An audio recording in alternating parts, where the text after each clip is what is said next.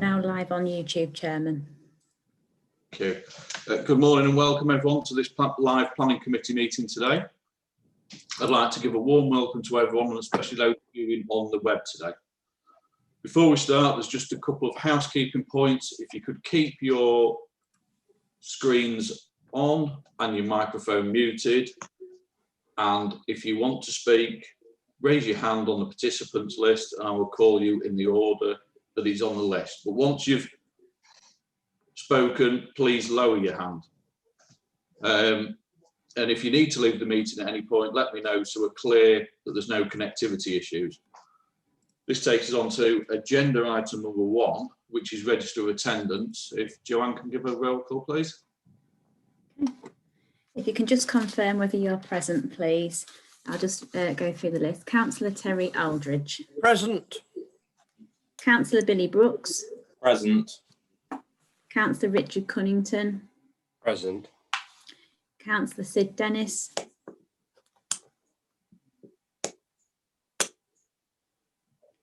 Councillor Dennis. He's technical now.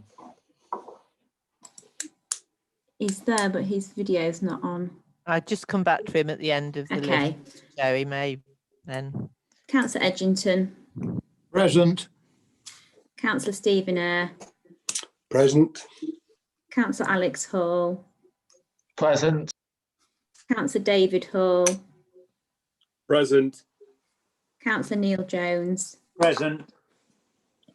Councillor Kemp is an apology. Councillor Helen Matthews. Present. Councillor Daniel Natnally. Present. And Councillor Jim Swanson. Present. I'm present. Thank you. Thank you, Joanne. And I'll just go through the officers who'd just like to give a brief description of yourselves, introduce yourselves. And we'll start with Elaine Speed. Morning, Chairman. Morning, everybody. Thank you. I'm Elaine Speed. I'm a Democratic Services Officer and I'm hosting the meeting today. Thank you. Joanne Patterson. Joanne Patterson, Democratic Services Officer, and I'll be taking the minutes at today's meeting. Chris Panton. Morning, Chairman and members. I'm the Senior Planning Officer. I'll be presenting the application at Beacon Way, Skegness. Thank you. Paul Edwards. Good morning, Chair, Councillors. I'm Paul Edwards. I'm the AD Planning at East Lindsey District Council, and I'll also be presenting the last item on the agenda today at Lowgate, Marsh Chapel. Thank you, Chair. Thank you. Michelle Walker. Yes, I'm Michelle. Hello, everybody. I'm Michelle Walker. I'm a planning officer at East Lindsey, and I'm here to present the item relating to the housing estate at Sibsey. Thank you. Thank you. Anne Good. Hello, good morning, everyone. I'm Anne Good, Senior Democratic Services Officer, assisting with the administration of the meeting, but I'm leaving the meeting shortly, Chairman. Thank you. Thank you. Angela Simmons. Good morning, Chairman. I'm Angela Simmons. I'm the legal advisor for today's meeting. Thank you. And Mike Gildersleeves. Thank you, Chairman. Good morning, members. Mike Gildersleeves. I am the incoming Assistant Director for Planning, covering Boston Borough Council and East Lindsey District Councils as of Monday. So just here to observe proceedings this morning. Thank you. So that then brings on to item number 2, which is disclosure of interest. Anyone want to raise their hand? Have you got any? Councillor Aldridge.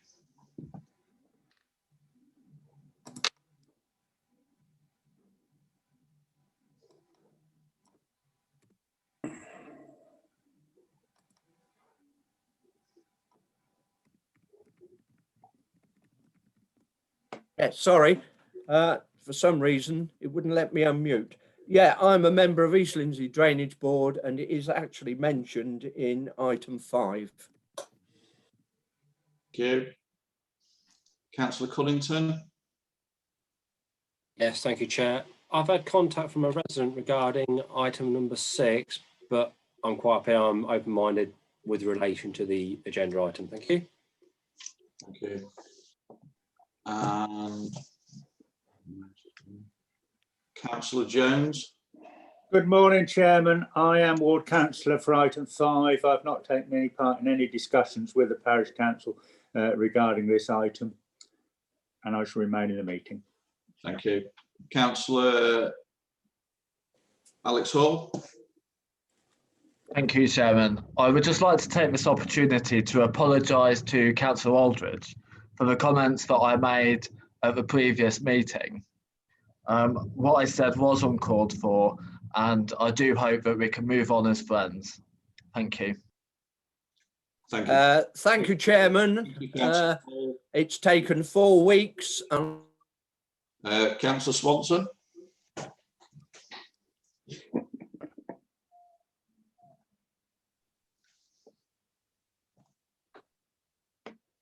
Unmute. Ah, there we go. I couldn't unmute.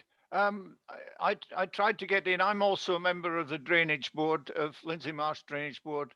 I'd just like it to be noted. I think possibly we should just make this an item on the agenda and leave it like that, because it's on my register of interests. Bye. Yeah, I've got a funny feeling we don't need to declare it, but we'll ask for next time anyway.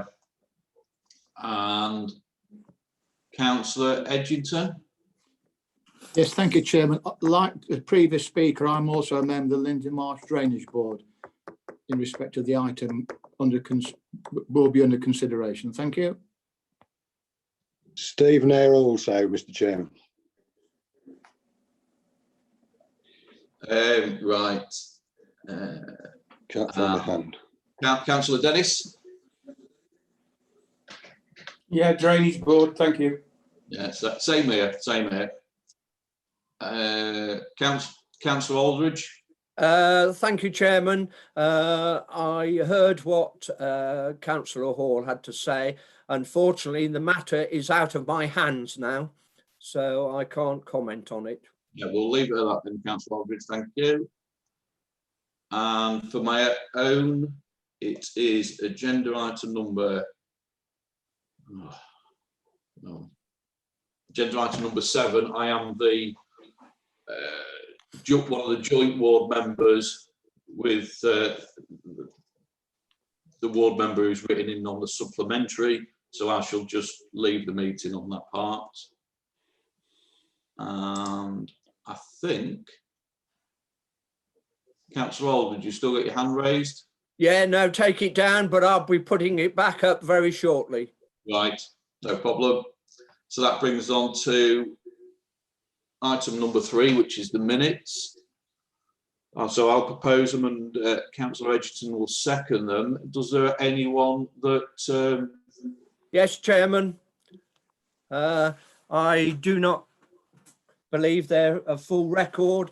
I made an objection after Councillor Alex Hall's comments, and I have been asked for a copy, a true copy of the minutes, and I noticed that there is no mention in the minutes of my objection to a comment that was made. So I will be voting against the minutes because I do not believe they are a true record.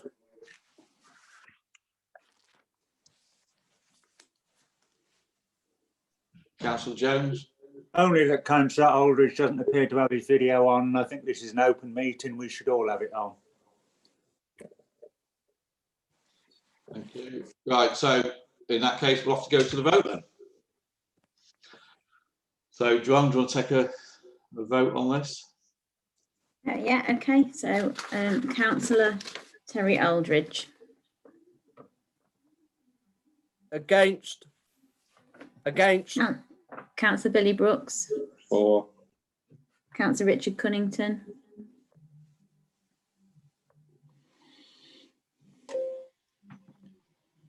I'll abstain because I'm in the minutes.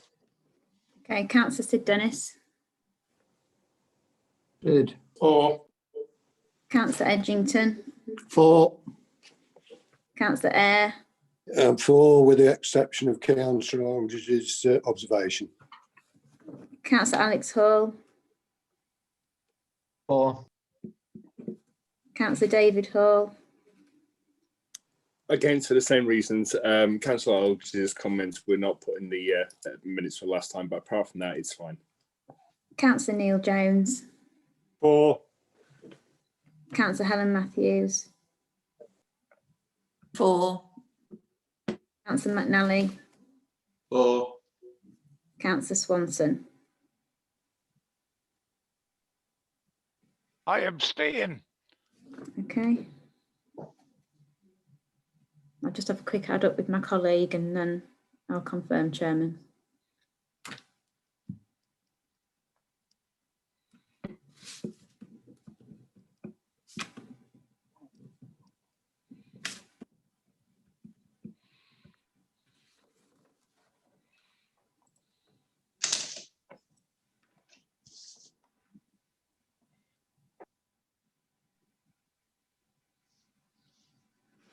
I've got it as 8 for, 2 against and 2 abstentions.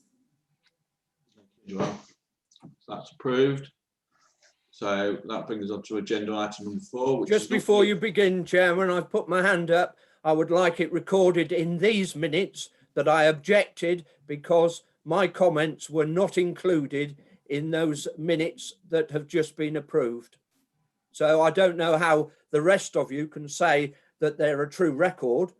When I objected after Councillor Hall's comments, I objected. It's on the video. It was streamed across YouTube. Yeah, how you can all say it was their true record when that is not in the minutes.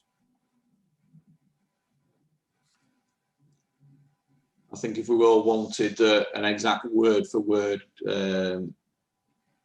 record of what the previous minutes was, we could watch the video and make our own notes if we really wanted to have it. No, they should appear. I've been told that they should appear.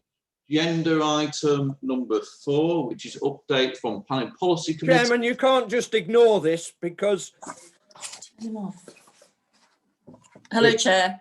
This is also being recorded. I have made an objection. Yes. I've asked my objection to be included in these minutes. Councillor Aldridge, we have noted your objection. Thank you. Could I just come in there? You can, yes. With Thank pleasure. you. We do record the meeting, and as Councillor Aldridge rightly says, it is streamed live on YouTube and the recording is available there. Minutes of the planning committee, as most committees, are not verbatim. I take the point of exactly what he's saying, that his comment wasn't in there. If Councillor Aldridge wishes for a verbatim record, we can do that for you. If you need it for another purpose, we can do that for you and make it available. Thank you, Elaine. Yes, I would like you to make it available. Send it to me, please. Yeah, will do then. Thank you. Thank you. That's that finished. So agenda item number 4, which is update from Planning Policy Committee. Councillor Matthews, anything to update? Good morning, Chair. Nice to get back to planning matters. The local development order for the coast is still out at consultation, so I've got nothing to report at the moment, but hope to by the next meeting. Thank you. Thank you. Look forward to it. So that brings on to item number 5, which is land adjacent to Church Walk Main Road, Sibsey, and it's Michelle Walker. Good morning, everybody. Just to draw everybody's attention to the supplementary agenda before we begin, there's quite a few things on there, so I think we ought to give members time to sort of refresh their memories, read them again. On there is the full copy of the comments from Sibsey Parish Council. Not all the comments unfortunately appeared in the main agenda, so they are repeated in full so members can fully read them. Also, we received some additional comments from Sibsey Parish Council. They're also included in full, as is a letter from the applicant, Chestnut Homes, and a letter from Councillor Ashton with his objections. There are also some additional neighbour objections which are included on that supplementary. Since the supplementary was sent out, I've also, so fairly late on yesterday, also received a letter of objection from Sibsey School. Their points were basically that they didn't feel that they'd been consulted a second time by Chestnut Homes about the potential alternatives in relation to their school and possible lack of or future expansion of the school, and they would like a meeting with all parties concerned to try and sort that out and to consider alternatives to what's being offered. And then we've also received one final comment from a neighbour, just giving an example of a tractor with trailer parking in the lay-by opposite the site and the problems that caused the school bus, whereby they had to park sort of in the road to unload the children. So those last two aren't on the supplementary papers or the additional items that were sent around because they were received too late. But if we just give members some time to refresh their memories and reread all those. Thank you.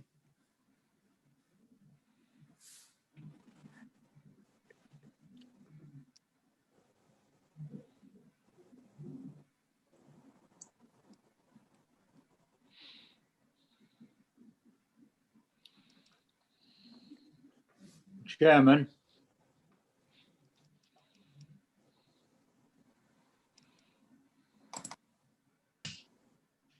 Councillor Jones.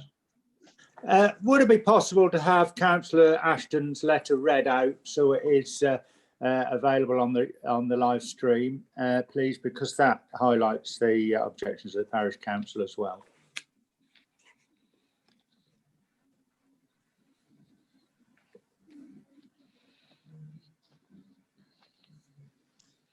As far as I'm aware, we can't, because we don't read anyone's out, so it's unfair to read the ward members out or the thing. It is on the supplementary agenda to read. But that's as much as it is at the minute.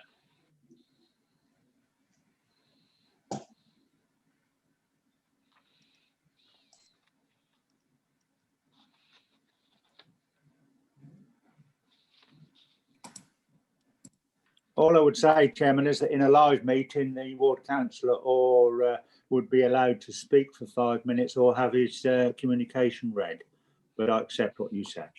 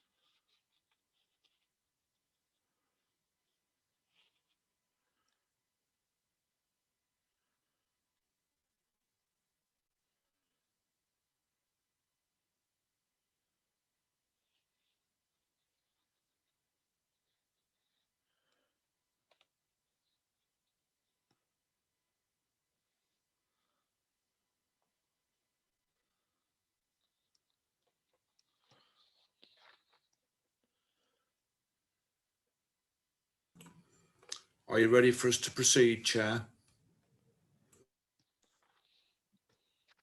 Yeah, there's I think that should be enough time. It's quite a lengthy document from the ward member and the parish council there. But whenever you're ready, Michelle.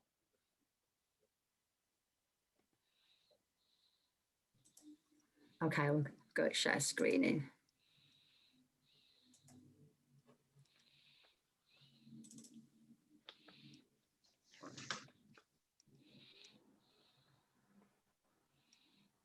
Okay, so can everyone see the share screen? Does that all come up okay? Yeah. Okay, thank you.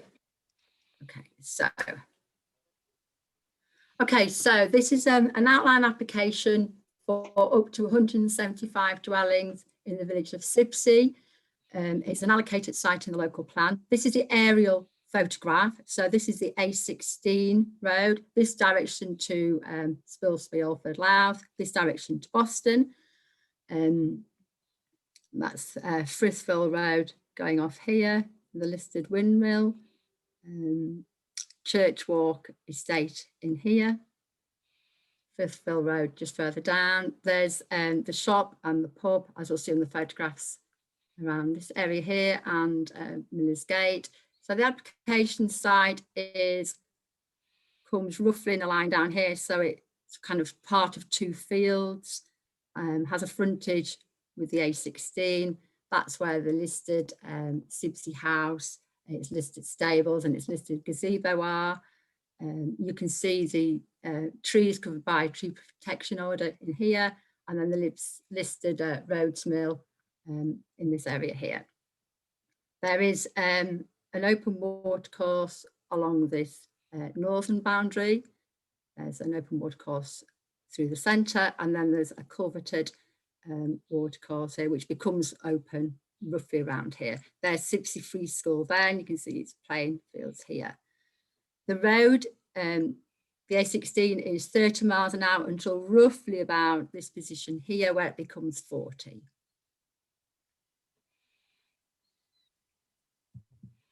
Okay, so there's the red edge of the application site. It's 6.6 hectares in total. There is the site's relatively flat, but there is a slope from the west through to the east, and there is an area of land, there's a strip of land around this kind of area. It's not a regular shape, which is flood zone 2. Most of it's flood zone 1, but there is this small area of flood zone 2, which the Environment Agency say isn't affected at all by any of the hazard mapping. So with the defences that are in place, there'll be no overtopping or breaching that where the tidal waters would actually reach the site. So again, you can see clearly Sibsey House in here, the listed buildings, and then the school here, Miller's Gate here, and then Frithville Road there, and the Church Walk Estate here.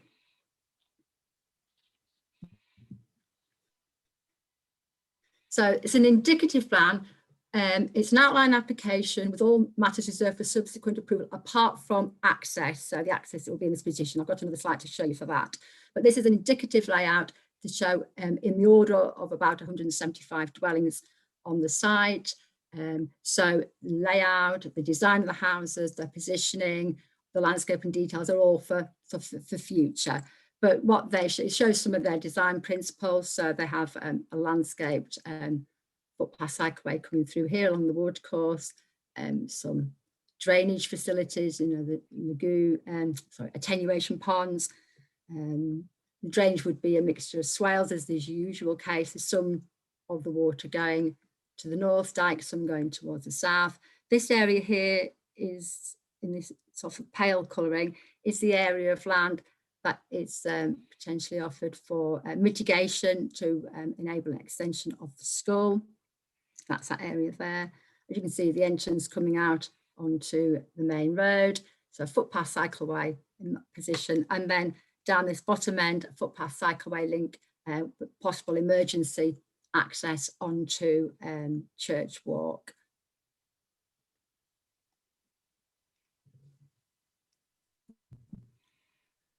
So this is the proposed access. The existing access is roughly about here. So proposed new access, it's about 70 metres north of the Pelican Crossing, which is in this position. So there's the pub and the shop here, the school there.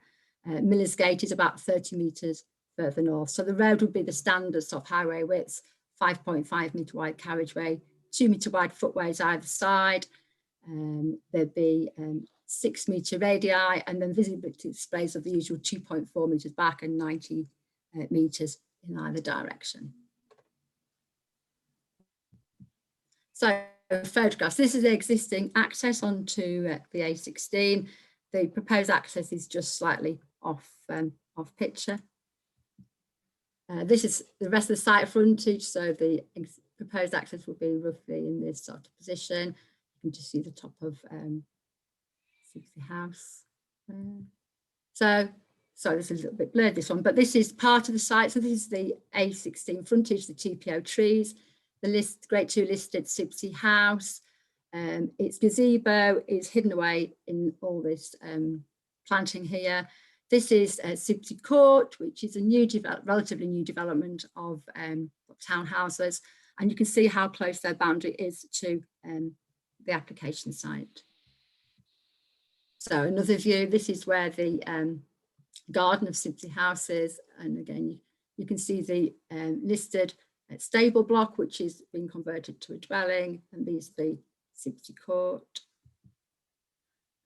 Looking towards a further view, so you can see this shows really the windows at ground and first floors, and on this end block, windows at first floor level, and you can see quite a small, very small rear gardens. Sibsey School, TPO trees. Further view, you can see the dwellings peeking out on the main road there. This is at the northern end of the site. So there's Rhodes Mill, the listed mill, former mill, sorry, and the paddocks. And there's the drain along the edge there.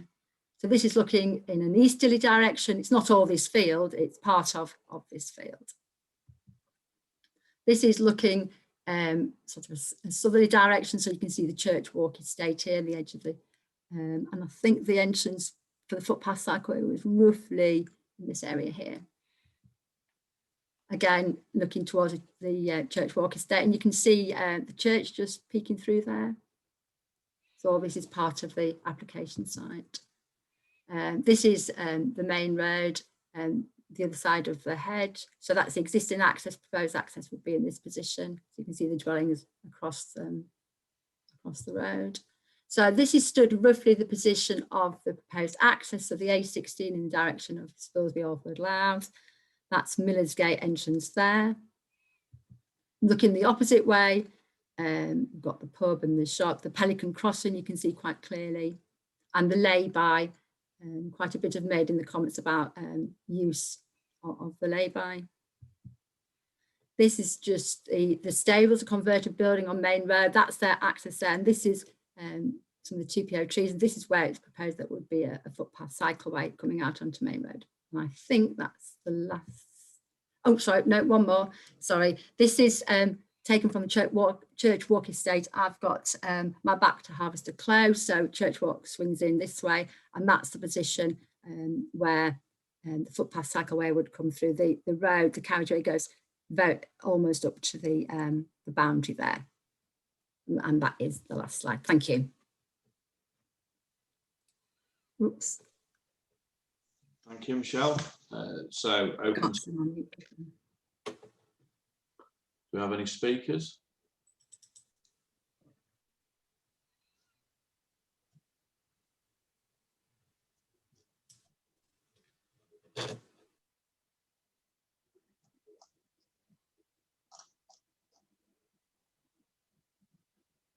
Councillor Cunnington.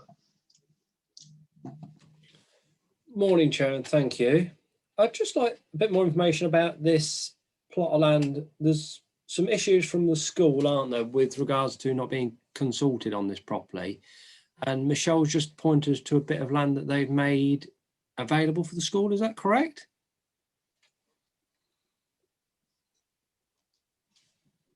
Michelle? Sorry, I'm just unmuting myself. Sorry, I'm unmuted now. Yeah, the county council had asked for a financial contribution and some land to enable the school to extend in mitigation for the residents whose children who move into the state, whose children would go to the school. There was negotiations, but this is the area of land. This, I said, this is an indicative plan, so it's not exactly sort of set in stone, but it's that kind of area of land that's been talked about between the county council and Chestnut Homes. I think this school was saying the application's been in for a long time. And I think there perhaps were some discussions early on, but there hasn't been anything recently with the school about that. The negotiations are usually done through the county council, as I understand it. Yeah, thank you for that, Michelle. And just secondly, on this one application here, how do we stand regards things like the local plan? How close to this local plan from being a village to a small town is this village? Obviously, we've got a development which isn't fully completed yet, which we passed last year or earlier on this year. I can't remember exactly. This year, yeah. 25 homes. It's here, yeah. So how close does that take us to being a town, and what are the complications, if any?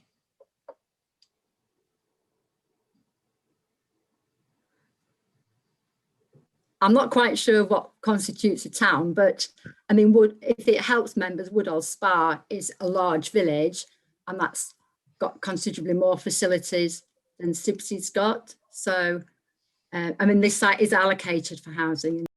It is an allocated site.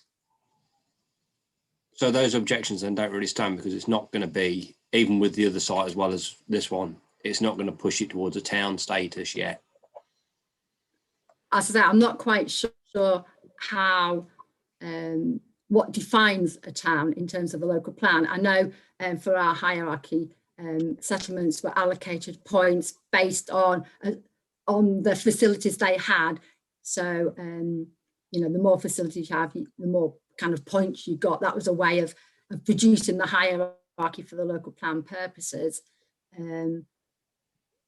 But the towns, you know, they usually have things like secondary schools, don't they? And they have a lot more facilities. You know, if you think of somewhere like Louth or Alford, they have a lot more facilities than Sibsey. And Woodall Spa is a large village, and you know, a considerable number of houses have already been approved in Woodall Spa. I don't know if that helps really. Councillor Cunnington. Thank you for that. Well, it's just, it is what it is, isn't it? Like you say, you've got to determine it on its own merits. It's you need a lot more in that end to make it more than a village then, don't you? Thank you. Thank you. Councillor Dennis.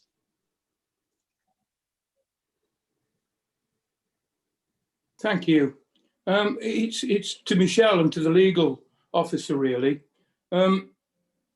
What sort of weight do we put on this school's objections? That's the first question. I see the NHS have got a 106 for 81,400. The Environmental Agency seem okay with it. AWA seem happy. Michelle, I presume you're happy with what you've had from the AWA. So I'm presuming that's as read. There's a thing from Environmental Health where it said the Environmental Health comment was the site appears satisfactory. I don't like the word appears. It either is or it isn't. So I'm a little bit nervous about that. But basically, I see the major objections in the village itself. But as planners, I can't see where we've got any room to object, where there's any weight in what's coming from the objectors. The highways seem happy with it on that busy main road. They seem to say the displays are all right. So it's just a question really about the school, and it really, if that school hasn't got any weight, you know, this has been going on for a long time, and there seems to be an area for the school. I would like to move this for approval because I can't see any reason why. I did see there was one set where they would like to keep the hedging on the main road and try and protect the environment that way. And I've no objection to that. Could be part of my, if that's possible, could be part of my things. But I can't see any, and I'd like to move it for approval, please. Thank you. Chairman, if you Yeah. actually comment between what the relationship is between the LEA and the individual school, because it's not really a matter for the council. All I can say for the council and the committee today is the statutory body which is consulted is the LEA, and they're the ones which are in control of the funding for school and the plans for expansion and that kind of thing. So when we look at contributions, the arrangement and the formula that's applied systematically across the board is the formula from the local education authority and not the individual schools.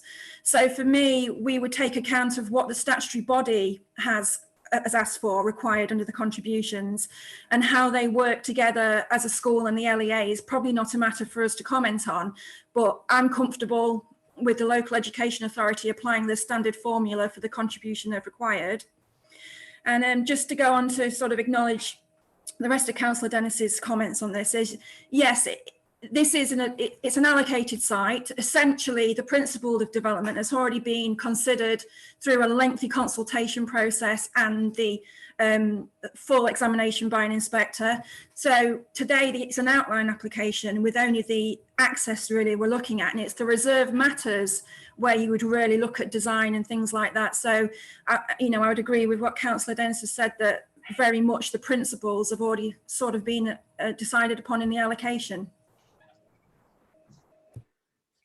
Thank you, Angela. Councillor Aldridge.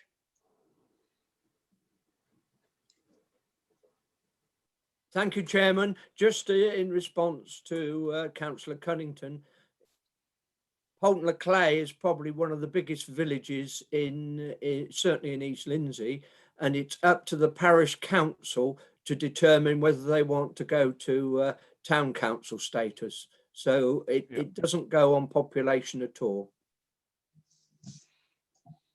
Thank you, Councillor Aldridge.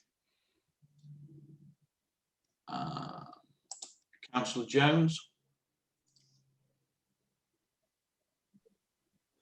As you're probably aware, that I am the ward councillor, and obviously reading all the things, the main objection from the parish and from the parish council is the fact that it's 175 homes. I'm not sure what the population of Sibsey is at the moment. Probably Michelle could help me with that one. But there's a further 75 on the other side of the road.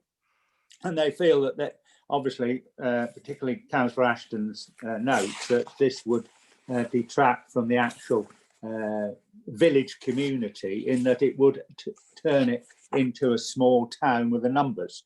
I'm aware that you can have town status in Lanrick if you wish, if it's up to the parish council to determine it. But this amount of dwellings, there's no work out there. There's no facilities there apart from a shop and a pub and a garage. This development is really, if you like, a sleeper town for Boston, because that's where the work would come from.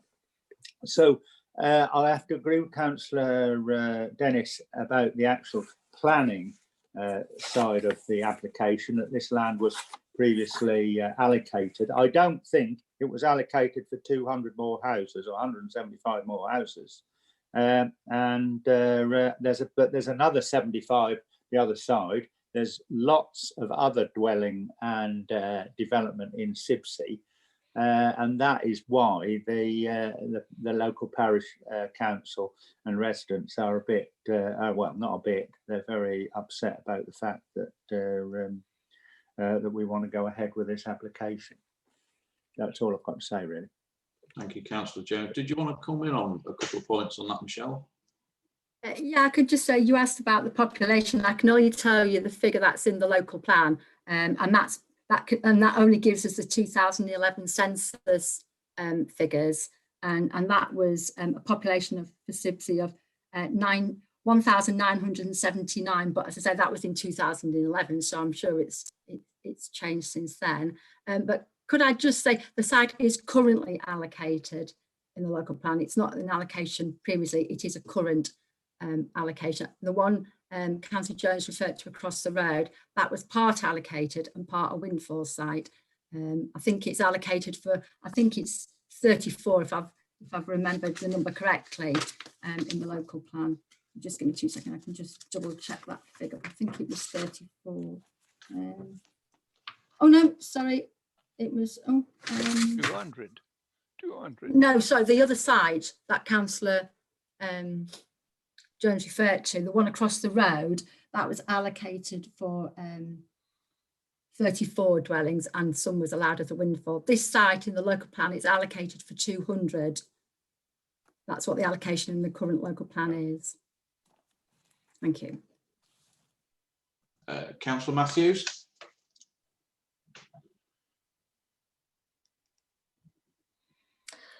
Like Councillor Dennis, I'm just just can't seem to find a reason to actually refuse this.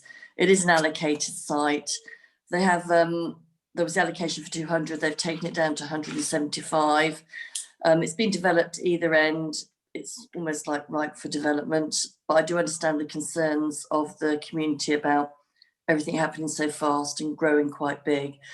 It's acceptable by highways. There's been mitigation for the school. There's 106s for the NHS. The only thing I worried about was the archaeology, but again, that's been picked up by the conditions. So I think Councillor Dennis has put it forward. I'd like to second it, please, for approval. Thank you. I can't see any more speakers, but I will ask because there was people that sort of asked last. Councillor Aldridge. Yes, Chairman. The population, according to the 2011 census, was 3,045. I've got it up on the screen now. So I don't know where the population of 1,000 came from, but yeah, I mean, I think it's for Spilsby, it is too big a development, quite honestly. I know the school well. I've visited it. I don't see how they can. You're talking about a population increase of basically 10% or more with the current applications that are in. And I know if I propose an objection, it won't go through. So you know, I shall object to it because I just don't think it's in the right place. It's too big. It's overdevelopment in that area. Thank you, Councillor Aldridge. Councillor Swanson.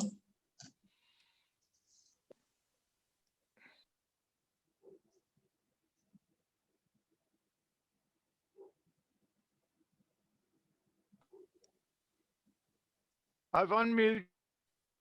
Please, can you hear me? Can the host unmute me, please? You're muted, Jim. We can hear you. Right. I agree with Councillor Dennis because there's very little planning reasons in all the objections that I've read. But I find it a little bit curious because of the status of Councillor Ashton and his relationship with the local plan. But nevertheless, that's what it is. I do feel that some information as to what happened during the local plan consultation would help, because all these objections should have been raised at the consultation time when on the SLAR and the local plan consultation itself. So I'm a little bit curious.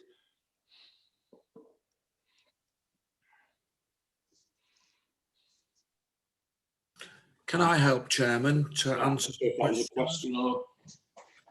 Yeah, carry on. The debate about whether it's a large village or a town, and Miss Walker has made it very clear, whether or not something is aspiring to town or village status is separate to the local planning process. That the hierarchy in the local plan is a point in time, and the fact that Sibsey is a large village, that is in the current local plan, and that is fixed in terms of the housing hierarchy until things are changed. So I think that's the first point to be aware of. The second point is, and without labouring it, it's an allocated site.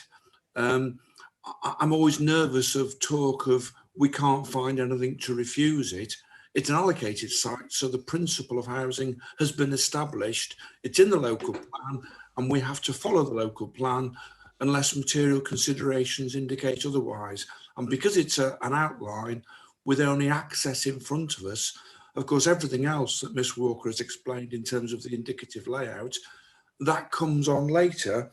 That isn't anything for us to consider now, provided committee are happy that 175 can be accommodated on the site. And I would say they can, because the allocation is for 200. I think in terms of an outline consent, the council would have difficulty resisting the principle of an outline consent on this site, because the housing hierarchy is in some respects artificial to the plan based on when the plan was adopted. And at the moment, large village, so large village policies apply. It's an allocated site. It's not a maximum housing figure. It is growth in the district. And as we say in the report, we need to release allocated sites during the life of the plan to meet our housing requirements. I hope that helps a little bit, Chair. Thank you. Thank you, Paul. Did you want to come back, Jim?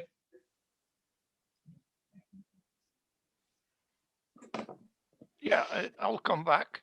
No, the only thing that's worrying me is, what did Sibsey do when the local plan went through? Because they should have objected as violently as they have now. And of course, Councillor Ashton, who obviously must go to Sibsey Parish Council on a regular basis. I find the whole thing so strange. But as I said, I agree with Councillor Dennis. There's absolutely no planning reason that I can see, except a debate along policy 10.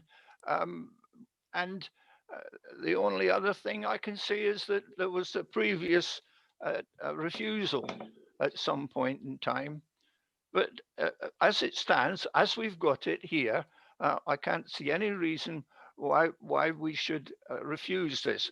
I will, however, do one thing. Councillor Jones mentioned that the ward member would normally have the chance to speak. He has written a letter, and in that letter, he has asked for a deferral for a couple of points. So what I'd like to do for Councillor Ashton is propose a deferral based on the facts as written in his letter. If that fails, I'm quite satisfied because I've raised it. So there we are. That's my motion is to defer this to clear up the issues identified by Councillor Ashton. Thank you, Mr. Chairman. Thank you. Councillor Matthews. It's just a point of order, just that I thought I heard Councillor Aldridge talk about the village of Spilsby, and we're actually talking about the village of Sibsey. And I wonder whether that's the difference in population amounts. Just a point of order. I don't need a reply. Yeah, thank you. Yeah, you're right. I'm glad someone's listening to me. Councillor Edgington. Yes, thank you, Chairman. I would support those that are that have advocated supporting the recommendation. Quite clearly, as it's been pointed out, it is an allocated site. And interestingly enough, on page 12, the local parish council have said quite unambiguously that they oppose all development in the village. So regardless of whether it's in the local plan or not. So I think we know where the parish council is coming to in this regard. So I would support the proposal which originated from Councillor Dennis. Thank you. Councillor Edgerton, Councillor Hall, David Hall. Just to say, if we are going to support this, can we make sure that we support it for 175 and only for 175, and the next material consideration should only be for that number rather than an expansion creep of the development going onwards?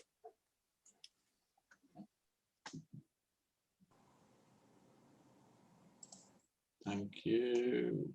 Chairman, there's a condition in the recommendation, condition 3, that limits it to 175, if that helps. Yeah.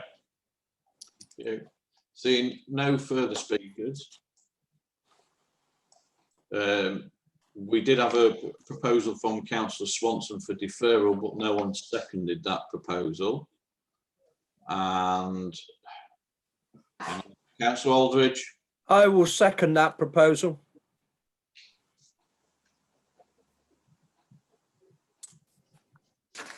Well, so that changes it. So, Chairman, can I just mention that with regards to a deferral, I think the committee would have to be very clear on the reasons for deferral and whether the information that is outstanding would do anything to make the decision, you know, is missing, you need it to make the decision in full. I'd just be quite cautious with a deferral to make sure that the information that is deemed to be missing is actually relevant to making the decision for a future committee.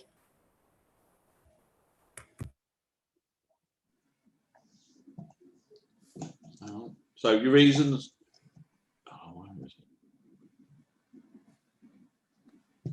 Councillor Swanson.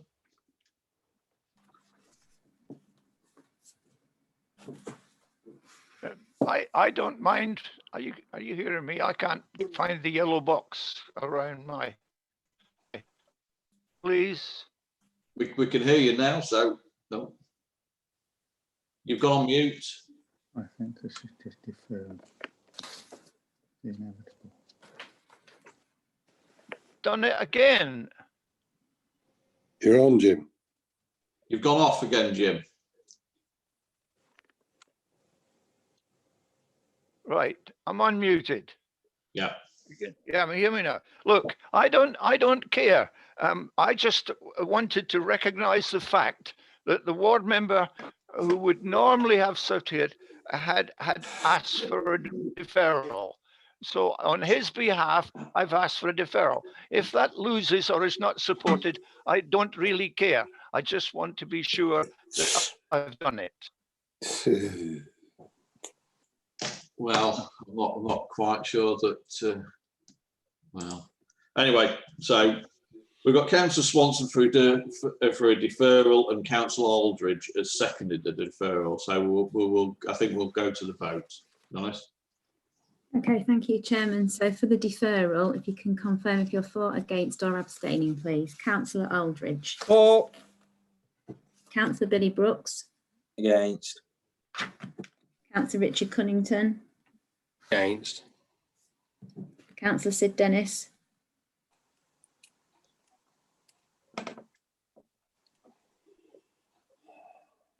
Against. Thank you. Councillor Edgington. Against. Councillor Eyre. Against. Councillor Alex Hall. Against. Councillor David Hall. Against. Councillor Neil Jones. Abstain. Councillor Helen Matthews. Against, but I would also like it noted that I'm not happy voting for something that hasn't got a material reason. Okay, I'll note that.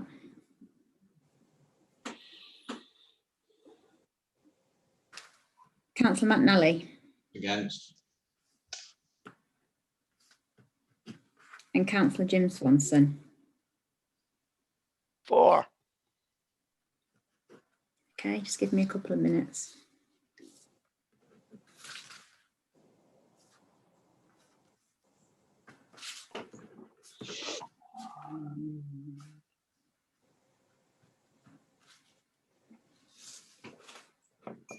That's 2 for, 9 against, and 1 abstention, Chair.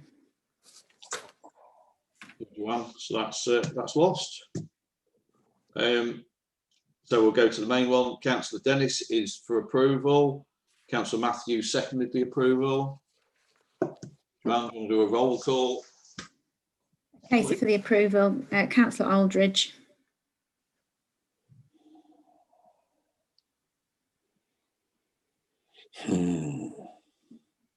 Councillor Aldridge.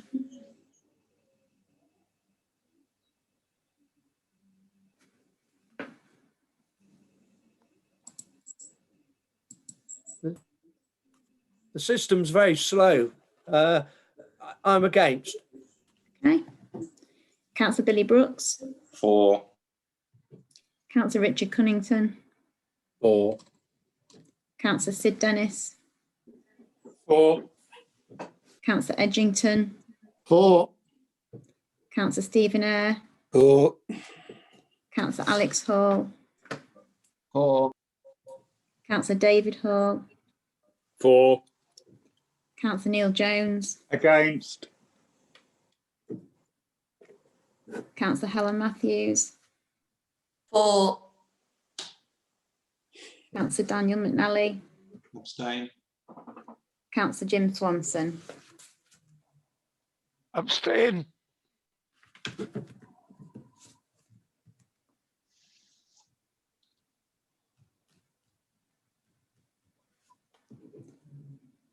That's 8 for, 2 against, and 2 abstentions.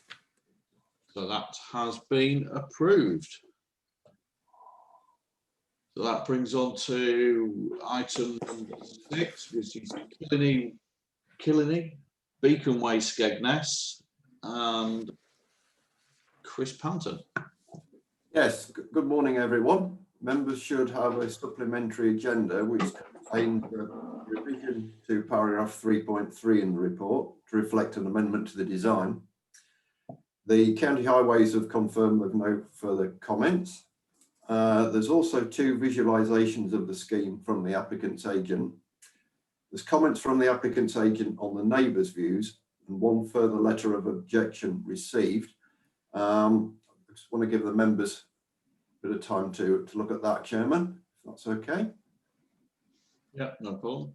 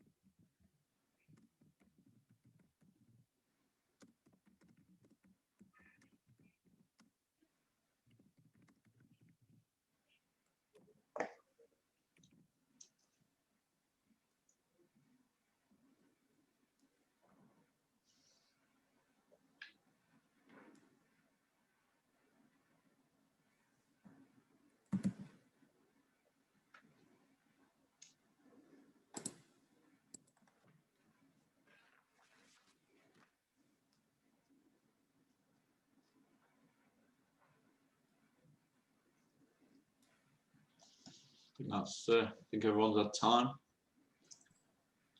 Okay, Chairman, thank you. This proposal is to erect 6 terrace properties arranged in 2 blocks, one on the site frontage, the other at the rear. You will note amongst the consultation comments, Skegness Town Council support the scheme, subject to no interference with the public footpath. And at paragraph 4.11, 4 property owners have raised objection and their concerns are set out.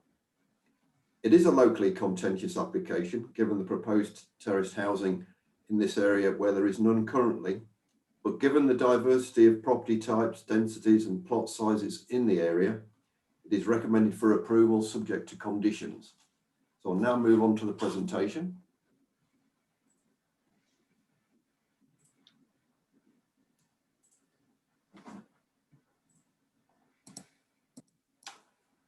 Right, the first slide shows the application site. It's on the west side of Beacon Way towards the northern end. It's about a couple of 100 metres south of where it meets Everington's Lane. So the site's in here. To the south is some a row of bungalows facing Beacon Way. To the west and southwest is the applicant's residential mobile home park. And to the north is some large executive properties served off this roadway just here. So you'll see on this western side of Beacon Way, it is quite built up. There is a variation in densities. These large properties are in large plots, as you can see, quite spacious, in contrast to the residential mobile home park here, which is quite high density. On the opposite side of the road, it's not so built up. There's a bungalow directly opposite, and then there's more open land on the eastern side of Beacon Way. The application site is this area here. On it is a semi-derelict bungalow that you'll see later on the presentation.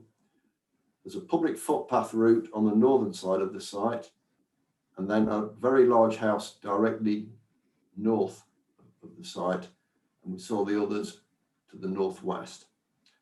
Residential mobile homes here, you can see where they are here, and then we've got the adjoining properties just to the south. This slide shows the indicative layout. So we've got two terrace blocks. This is the frontage block, just set slightly behind the building line of the bungalow to the south, and then the block of three at the rear. The front block has a driveway to the northern and the southernmost property, and then the middle one, you go down this driveway to a parking area here, and this driveway also serves the three properties at the rear. And we can see the relationship to the applicant's mobile home park and to the neighbour to the south and to the neighbour to the north. This one shows the site layout in more detail. So we've got a central driveway. The properties at the rear have all got garaging, as we can see there. The properties at the front, two of them have got garaging. The middle one's just got a parking space. Also shows the gable ends of each property, which are blank. This is the elevation of the property at the front. You can see a two-storey, got this feature gable on each particular property. Frontage properties, as I said before, each end one has got garaging and a utility on the ground floor. And then upstairs, they're all the same. They have a kitchen, lounge, diner, a couple of bedrooms and a bathroom that have been designed in this particular way to deal with flood risk issues.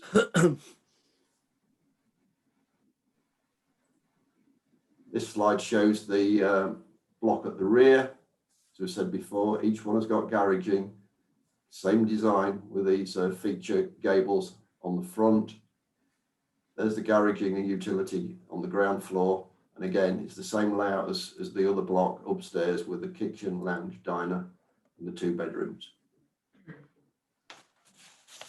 Moving on to the site photos, this is looking northwards. The site's in here, around this very large Leylandii hedge, and it goes beyond that. And we can just see the existing bungalow on the site, which we'll see better in a moment. So that's looking northward, and that's the boundary wall to the large house north of the site, and the public footpath entrance is just there. Looking the other way, the application site is in here. So we've got the Leylandii hedge, the old bungalow to be demolished. Got a derelict site in here with a Harris fencing, and that's the public footpath entrance. Looking straight onto the site, here's the footpath. This is the boundary to the dwelling to the north. So it's all this site in here, and we can see the applicant's residential mobile home park at the rear. At the rear, these are the residential mobile homes. Another shot of the same, just in there. This is stood near the bottom of the site, looking back towards Beacon Way, so we can see the existing property on the site, the ley landa hedge I talked about earlier, and we see the rather derelict state, and that's the bungalow alongside. And then looking from Beacon Way again, this shows the footpath route and the relationship to the properties to the north, and that's that property, that large house, is just to the northwest of the site. Again, another view looking across to those large properties, the footpath in between, and we see the boundary treatments, quite high fencing and walls, and also views filtered across by the planting. And that is the property exactly due north. You see the wall, fencing on the boundary, and the landscaping in the grounds of that property. That concludes the presentation, Chairman. Thank you. Thank you, Chris. Over to committee. Councillor Jones. I think I found my unmute button. To me, this looks like a betterment to the site as it is at the moment. I thought the picture we've shown is quite tasteful. I find it difficult to take the application, the first one, which is two-storey building, is not in keeping with a single storey or the executive housing area. I mean, there is a mobile home site behind. The parish, the Skegness Council are in favour of it, together with the fact that the footpath is not going to be interfered with. I cannot see any reason for objection and would propose that we approve the application. Thank you, Councillor Jones. Councillor Matthews.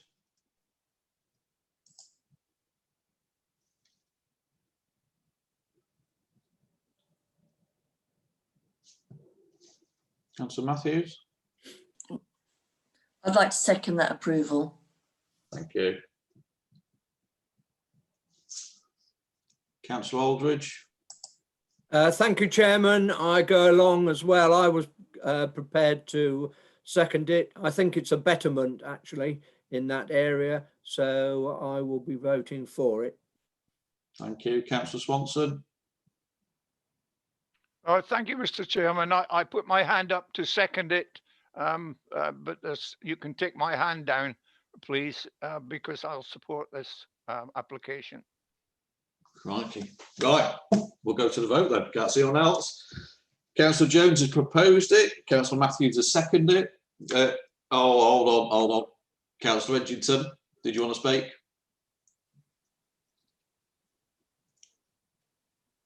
No, gone again.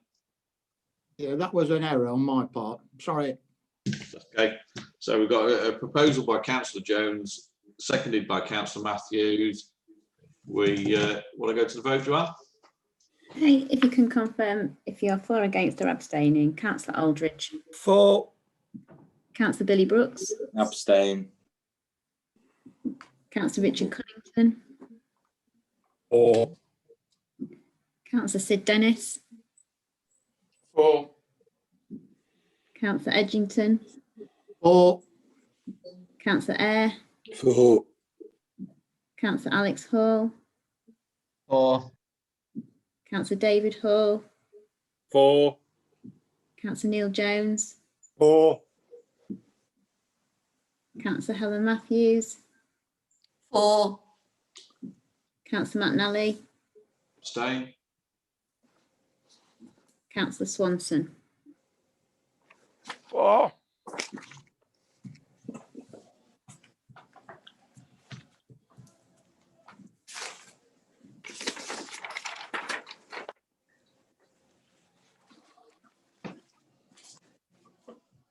That's 10 for, 0 against and 2 abstentions, Chairman.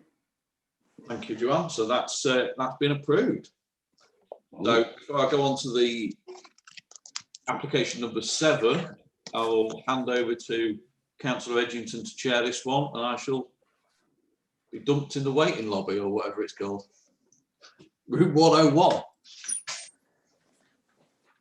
Now, can I just ask our office, can I chair it from, without any additional sort of like support on this? Can I just do it as a normal member? Sorry, Chairman, and we just need to check that we've got Daniel McNally, Councillor McNally in the waiting room. No, I'm still here. Yeah, I'm just trying to get rid of the chat function so I can see participants. Are we okay now then? No. Just bear Okay, with me. sorry. Withdraw co-host.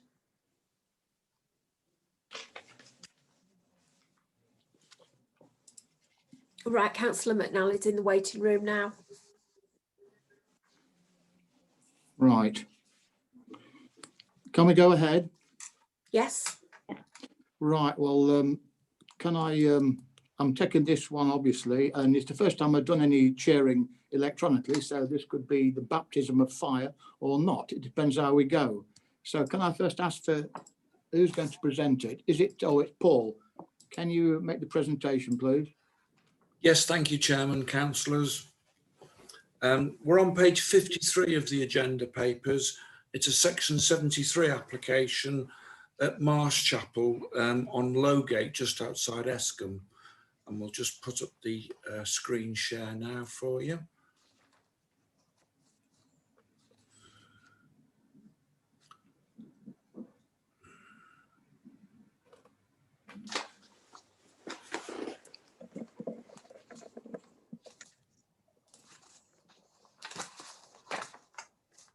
Can I assume, Chair, that you can see that? Yeah.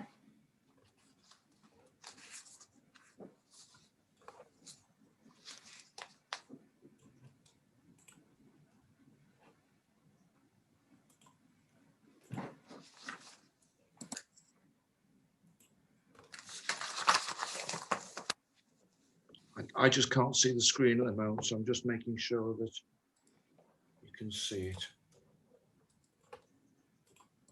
Just bear with me.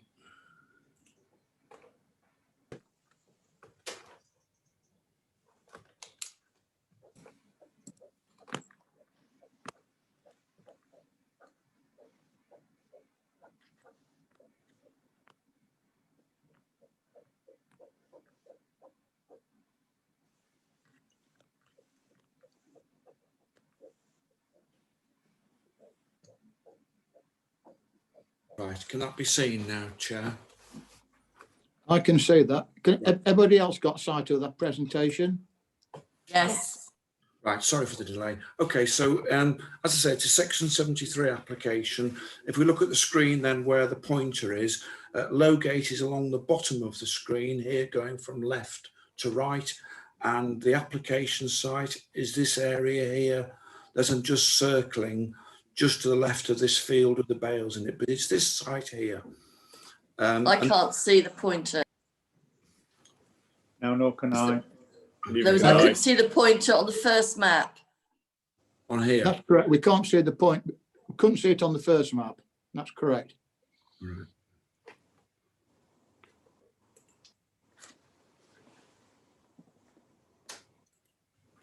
So can you see the pointer now, Chair?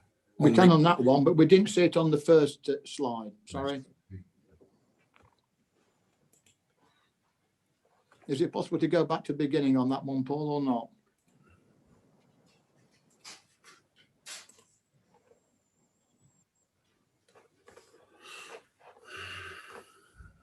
Just bear with me. Try again.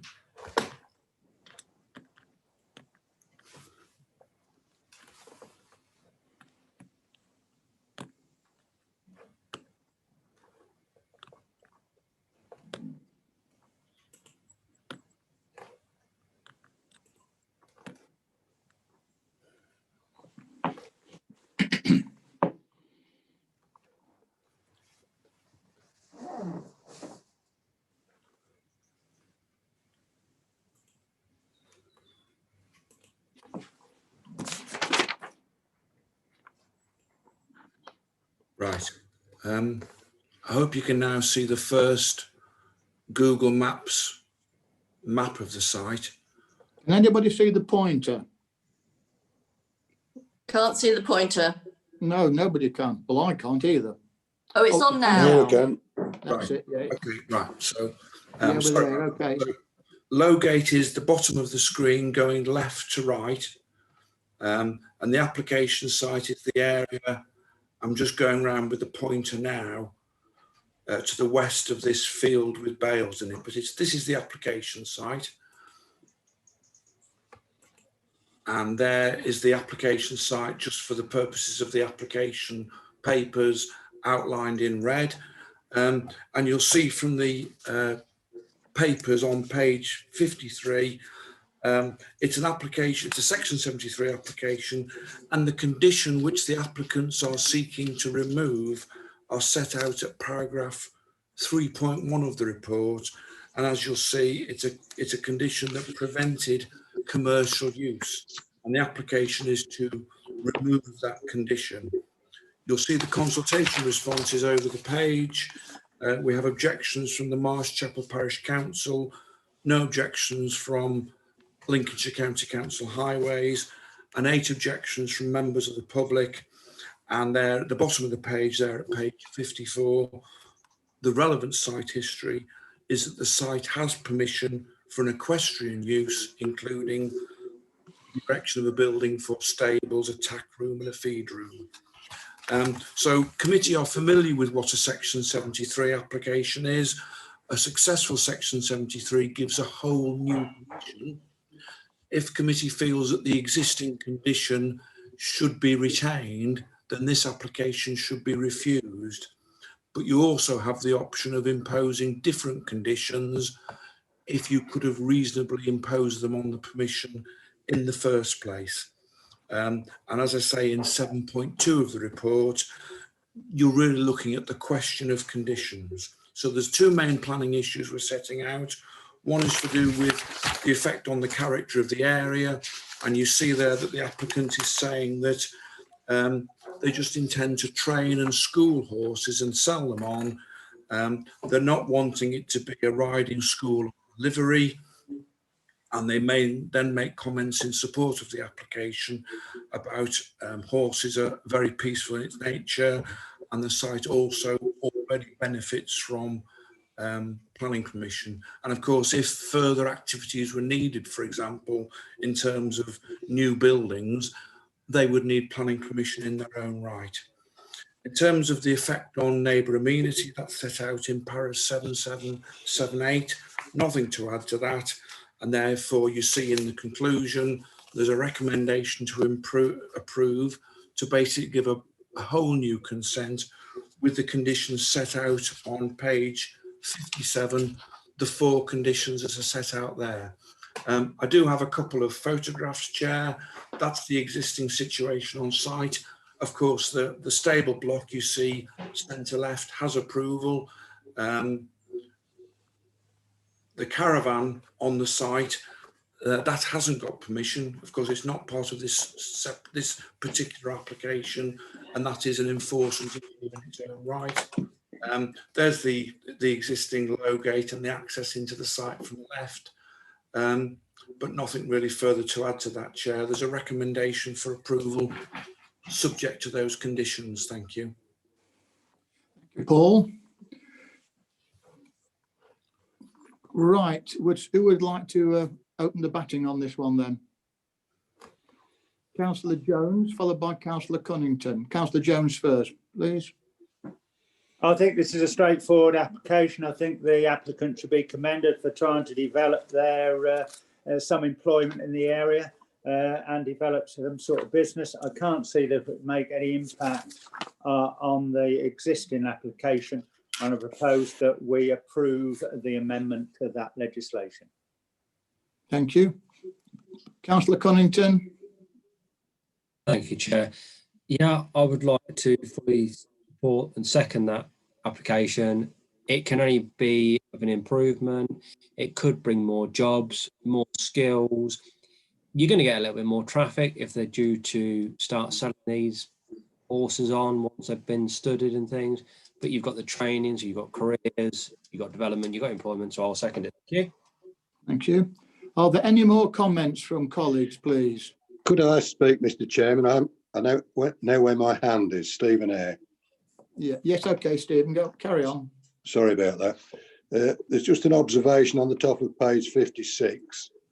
It seems very naive or misleading to suggest that owners and potential purchasers will not visit the site. I mean, that seems a slightly peculiar observation when it's evident that they will. How are you going to come and look at a horse to buy if you don't come to the site to see it? I think they've injured their case rather than helped it by saying something that plainly isn't practical. But apart from that, I support the application. Thank you. Mr. Edwards, have you got anything up to add to that? Yes, thank you, Chairman. The application is supported by a covering letter and also an additional covering statement.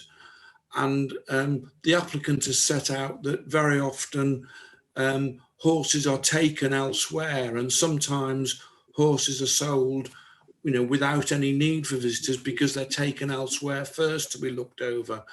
As I say, there is a letter of support that sets out the proposals as part of the application. If committee were concerned about other activities, then there is an option that an additional condition on any approval, you could say that the use shall only be operated in accordance with the agent's letter of a specified date to give that certainty, because that letter does say we're not proposing a livery, we're not proposing a riding school, and that would maybe help to clarify the use if there was any committee concern. Thank you. Right, just bear with me. Councillor Swanson. Councillor Swanson. Can you hear me, Jim? You got your hand up.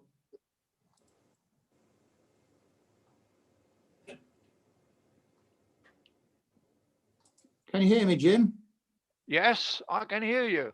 And I'm yes, trying. right. You've got a comment to make. Oh, you can hear me, can you? Yes. Right. On the white papers, there's a two-page document that shows the field, and it says "Good morning." Starts "Good morning, councillors," and then in the middle of it, it says, "If the committee is mindful to approve, we will be grateful for the following conditions to be considered." And there's condition 1, 2, 3, 4, and 5. Now, the first point is, I don't know who sent this document in. But in any case, if this document has arrived, I would like to ask Paul to go through the possibility of a limit to the number of horses, delegate the conditions for the anyway, it's there. 1, 2, 3, 4, 5 on page 1 of the white paper. Yes, Chairman, I can talk to that if you wish. Yes, if you will. Papers, it does say who the letter is from. It's from Stephen and Victoria Dawson of Lowgate House. And of course, you'll also see on the supplementary papers, there was the further representation from Councillor Paul Rickett. But yes. In terms of those questions, when you put a condition on, obviously you have to meet the 6 tests, and they have to be, amongst other things, enforceable and reasonable. And going through those suggestions in order, restricting the number of visitors at any one time. In terms of enforceability, it means that to enforce it, you'd have to have somebody there counting people on and off all the time. Yes. So I don't think that would be a reasonable condition. Again, limiting the number of horses, which is the second bullet point. The difficulty here is, how do you justify 6 compared to 16 or 9 compared to 10 horses? What would your justification be for limiting horses when it is an approved equestrian use without a limit on the number of horses. So I don't think that would meet the criteria. Improvements to the junction of Lowgate, the Highway Authority have no concerns, and by definition, the way the application is framed, it's unlikely there'd be significant changes in activity sufficient to justify any junction improvements. Hedging and planting is suggested by the applicant. We didn't feel, given where we are, there was a need for hedging to screen an equestrian use, which is already in use on site and approved. And then to do with things like lighting towers, limiting the number of vehicles, no overnight stays, they are all things that are unreasonable and not related to the application. But it is worth saying that the touring caravan, the applicants know that that does need permission. It's not part of this application, and whether or not this application is approved, my enforcement colleagues are aware of it and know that they will need to carry on their investigations to deal with the other things on the site that haven't got but need permission. Well, thank you for that, Paul. Now I've got a number of other speakers. Councillor Jones, you wish to speak? Councillor Jones, do you wish to speak? You've got your hand up. Yeah, I do. What I would say, I asked to approve this application, and I would suggest that we do not take into account those further conditions, because I feel that the area limits itself with the size of it anyway, so they can only have so many horses. And I would also recommend that the visitors restriction be removed from a condition, so that owners and potential purchasers can visit the site. Thank you. Thank you. Councillor Aldridge. Thank you, Chairman. Could I ask Paul to repeat what his condition was, or suggested condition? Yes, thank you, Chair. The covering letter that came in with the application sets out what the intended use is. So if it gives committee some more comfort, it wouldn't be unreasonable to say the use hereby approved shall be carried out in accordance with the agent's letter dated the 17th of June 2020, full stop. And then that gives a clear link to what's being applied for, what the committee have considered, and then maybe what the committee approve. Can I just ask, Paul, would that be in addition to the four recommendations you have on page 57? Yes, Chair. Right. Councillor Jones, are you happy with that as a proposer? No, it was me. I beg your pardon. Sorry, Terry. Yeah, I think that condition would be very useful to try and appease what Councillor Ricketts said and what some of the residents have said. So I think that would be a good condition to be added, because then it reinforces what the agent has said. Right. Now, Councillor James, you was the original proposer of these. Have you got any further comments to make? Or are you happy with what you just heard? I'm happy with what I've just heard. Apart from as I do think we should remove the condition that for owners and potential purchasers to visit the site, but it seems nonsense to me. Right. Have we got a second there for Councillor Jones? Yes, Chair. I seconded that one. Thank you. Right. Okay. Just bear with me. So we have a proposer in Councillor Jones and a seconder in Councillor Cunnington that this application be approved with the additional conditions, if you like, as outlined in the agent's letter, adding to the four recommendations on page 57. Is that correct, Paul? Yes, Chairman, thank you. Everybody happy with that? Any dissent before I go to the vote? No? Okay, could we go to the vote then, please? Okay, if you can confirm if you're for, against or abstaining. Councillor Aldridge. Approve. Councillor Billy Brooks. For.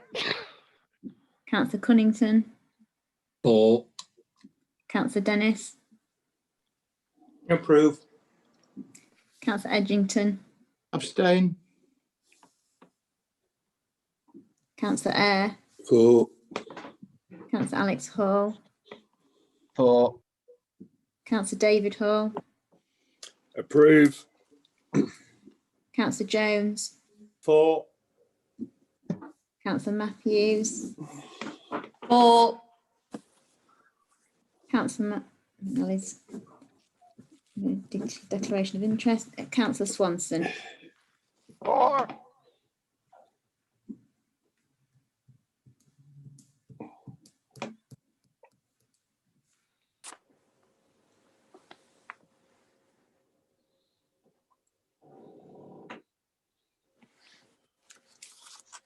That's 10 for, 0 against, and 1 Well, abstention. that's clearly been approved, colleagues. Now, we've got one more item. Do we bring the chairman back in? It would be protocol, Yes, voted then. I'll bring him back in, Chairman. Thank you. Just bear Thank with you. me. Thank you.